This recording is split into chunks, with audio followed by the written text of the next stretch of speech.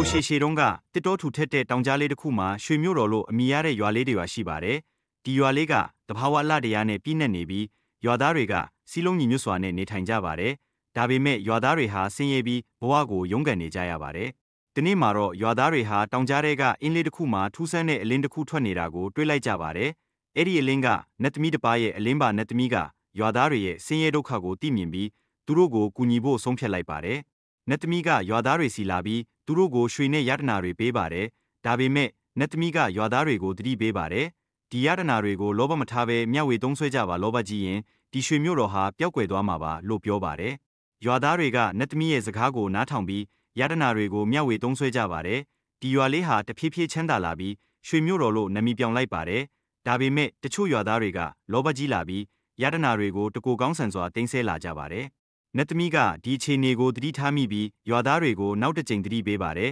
။ဒါပေမဲ့လောဘကြီးတဲ့ရွာသားတွေကနတ်သမီးရဲ့စကားကိုလျစ်လျူရှုလိုက်ကြပါတယ်။နောက်ဆုံးမှာတော့နတ်သမီးကရွှေမြို့တော်နဲ့အတူပျောက်ကွယ်သွားစေပါတယ်။နောက်ဆုံးမှာတော့နတ်သမီးကရွှေမြို့တော်နဲ့အတူပျောက်ကွယ်သွားစေပါတယ်။ရွာသားတွေဟာသူတို့ရဲ့လောဘကြောင့်ရွှေမြို့တော်ကိုဆုံးရှုံးလိုက်ရပါတယ်။ဒီပုံပြင်လေးကလောဘကြီးခြင်းရဲ့အကျိုးဆက်တွေကိုတင်ခန်းစာရမယ်လို့ထင်ပါတယ်။